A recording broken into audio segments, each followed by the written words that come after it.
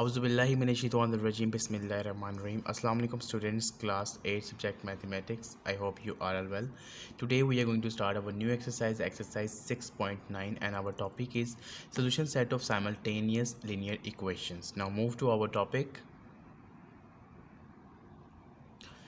Solution of simultaneous linear equations. यहाँ पे हम थ्री डिफरेंट मेथड्स को पढ़ेंगे। Method of equating the coefficient, method of elimination by substitution and method of cross multiplication. तो ये three different methods हैं जिससे हम साइमल्टेनियस लीनियर इक्वेशंस को सॉल्व करेंगे। ठीक है, तो सबसे पहले हम अपने पहले मेथड की तरफ चलते हैं, equating the coefficient. Now move to our exercise 6.9। Exercise 6.9, find the solution set by using method of equating the coefficient. सबसे पहले मैं आपको इक्वेटिंग द कोफिशिएंट के बारे में थोड़ा सा ओवरव्यू दे दूं। इक्वेटिंग मतलब सेम करना है आपने कोफिशिएंट। इक्वेटिंग द कोफिशिएंट मतलब आपने यहाँ पे जिस वेरिएबल के रिस्पेक्ट अपने क्वेश्चन को सॉल्व करे उसके कोफिशिएंट को इक्वेट करना है, मतलब उसके कोफिशिएंट का सेम होना ज़रूरी है।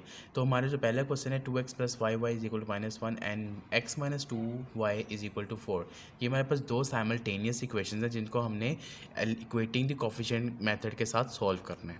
तो हम अपने चलते हैं इसके सॉल्यूशन की तरफ।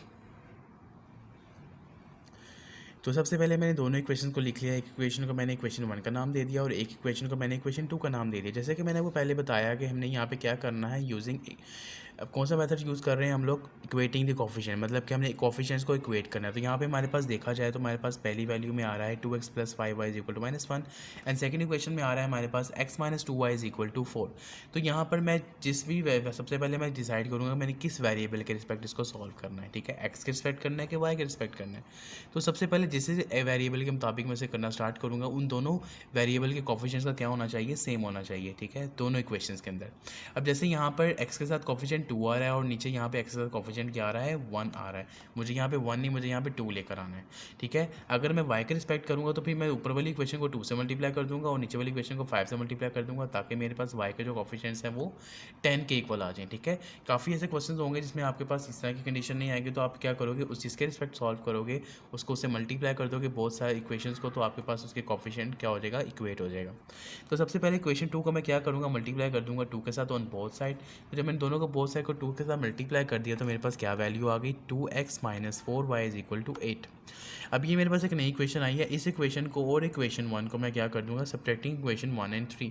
अब इक्वेशन 1 और इक्वेशन 3 को हम क्या कर देंगे, सब्ट्रैक्ट कर देंगे। कुछ कंडीशंस में हम लोग इक्वेशंस को क्या करेंगे, ऐड करेंगे। ऐड हम तब करेंगे जब दोनों जिस वेरिएबल के स्पेक्ट्रम का सॉल्व कर रहे हैं, जैसा यहाँ पर x ये भी पॉजिटिव है ये भी पॉजिटिव है, जब दोनों के साइन सेम होंगे तब हम उसको क्या करेंगे, सब्ट्रैक्ट करेंगे। और जब दोनों के साइन डिफरेंट होंगे तब हम उन्हें क्या करेंगे, ऐड करेंगे, क्योंकि यहाँ पर मैंने एक वेरिएबल को बिल्कुल ख़त्म कर देना है। तो यहाँ पे हमने दोनों इक्वेशंस को क्या कर दिया, सब्ट्रैक्ट कर दिया। इक्वेशन 1 में से इक्वेशन 3 को सब्ट्रैक्ट कर रहे हैं। तो हमें पता है कि जब भी हम सब्ट्रैक्शन करते हैं अलजेब्रिक की में, तो हम क्या करते हैं, जिस इक्वेशन को हम सब्ट्रैक्ट कर रहे हैं उसके साइन क्या कर देते हैं, चेंज कर देते हैं। तो ये इसके साइन चेंज हो गया, ये पॉजिटिव था नेगेटिव हो गया, नेगेटिव था पॉजिटिव हो गया, पॉजिटिव था नेगेटिव हो गया। अब यहाँ पे 2x - 2x, तो ये वैल्यू यहाँ पे कैंसिल आउट हो गई। तो यहाँ पे मेरे पास क्या वैल्यू बची, 5 + 4 कितना हो गया, 9y, और यहाँ पे माइनस माइनस प्लस -9 आ गया। तो यहाँ से मेरे पास y की वैल्यू क्या आ गई, -1 आ गई।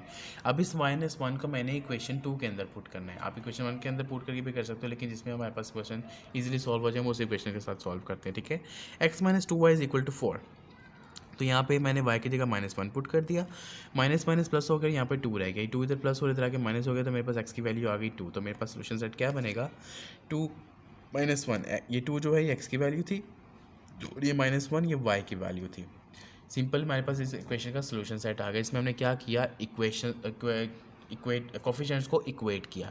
आपने जिस वेरिएबल के रिस्पेक्ट सॉल्व करना था उसके आपने सबसे पहले क्या किया, कोफिशिएंट्स को इक्वेट करके उसके बाद उनको ऐड या सब्ट्रैक्ट करेंगे उस इक्वेशंस को, और वहाँ से आपके पास एक वेरिएबल की वैल्यू निकलेगी। उस वेरिएबल की वैल्यू को दूसरी इक्वेशन के अंदर पुट करके आप इजीली उस सोल्यूशन सेट फाइंड कर लोगे। तो इसके बाकी तमाम क्वेश्चन इसी मेथड से सॉल्व होंगे। अब हम चलते हैं अपने क्वेश्चन नंबर 2 की तरफ, जिसमें हमने कौन सा मेथड यूज़ करना है, सेकेंड मेथड, सब्स्टिट्यूशन वाला method. Exercise 6.9 question number 2, find the solution set by using elimination by substitution method. अब यहाँ पर हम लोग elimination and substitution method solve करेंगे। तो इसी तरीके से हमारे पास पहला क्वेश्चन है, दो इक्वेशंस दी हुई हैं। सब एक इक्वेशन को मैंने इक्वेशन 1 कह दिया और एक इक्वेशन को मैंने इक्वेशन 2 कह दिया। फ्रॉम इक्वेशन 2 हम मैंने क्या करना है, इस मेथड में मैंने बेसिकली एक इक्वेशन में से एक वेरिएबल की वैल्यू निकाल के दूसरी इक्वेशन के अंदर वेरिएबल के अंदर पुट कर देनी है, ठीक है। फ्रॉम इक्वेशन 2 हम यहाँ से x की वैल्यू इजीली फाइंड कर सकते हैं। तो मैंने जस्ट में इजीली मैं एक वेरिएबल की वैल्यू निकाल सकता हूँ, उसमें से मैंने वेरिएबल की वैल्यू निकाल ली। तो x is equal to 3 + 2y आ गया मेरे पास। Put in equation 1, put in equation 1, इस यहाँ से जो आपने x की वैल्यू निकाली इसको आपने इक्वेशन 1 के अंदर पुट कर देना है। पुट करने के बाद जहाँ पर x था वहाँ पर मैंने उसकी वैल्यू पुट कर दी। पुट करने के बाद उसे सॉल्व किया। सॉल्व करने के बाद मेरे पास यहाँ से एक वेरिएबल एलिमिनेट हो गया। मतलब आपने जब वैल्यू पुट की तो x ही है, देखो इस इक्वेशन के अंदर x नहीं नज़र आ रहा आपको, क्योंकि वो x को हम एलिमिनेट कर चुके हैं, इसलिए इसका नाम एलिमिनेशन बाय सब्स्टिट्यूशन मेथड है, ठीक है। तो यहाँ से अब हमारे पास सिंपल y बच गया। y की वैल्यू को हमने फाइंड कर लिया, तो y की वैल्यू मेरे पास क्या आ जाएगी यहाँ पर सिंपल सॉल्व करके, तो आ गई मेरे पास -1/6। अब इस जिस हमने पिछले मेथड क्वेश्चन में सॉल्व किया पार्ट 1 में, उसी तरीके से हम यहाँ पे क्या करेंगे, इस y की वैल्यू को इन दोनों इक्वेशन में से किसी एक के अंदर पुट करेंगे। मैं इक्वेशन 2 के अंदर पुट कर रहा हूँ, ठीक है।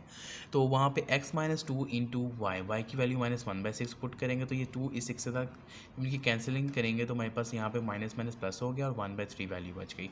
अभी 1/3 इधर प्लस हो रहा है, इधर आके क्या हो जाएगा, माइनस हो जाएगा। और जब इसे सॉल्व करेंगे तो मेरे पास वैल्यू क्या आ जाएगी, 8/3।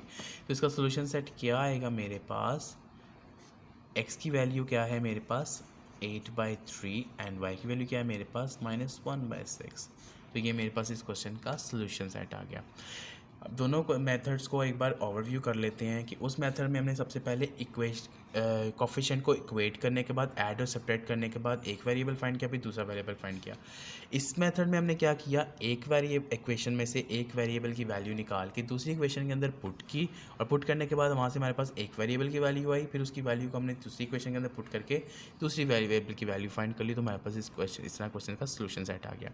ये दोनों मेथड बिल्कुल सिंपल है, आपने दोनों मेथड को बिल्कुल मिक्स नहीं करना और इसी तरह से क्वेश्चन सॉल्व करने हैं। और नेक्स्ट जो हमारे पास टॉपिक है वो है थर्ड वाला, क्रॉस मल्टीप्लिकेशन। बहुत सिंपल है वो भी, वो हम इंशाल्लाह अपने नेक्स्ट लेक्चर में स्टार्ट करेंगे। Thank you so much.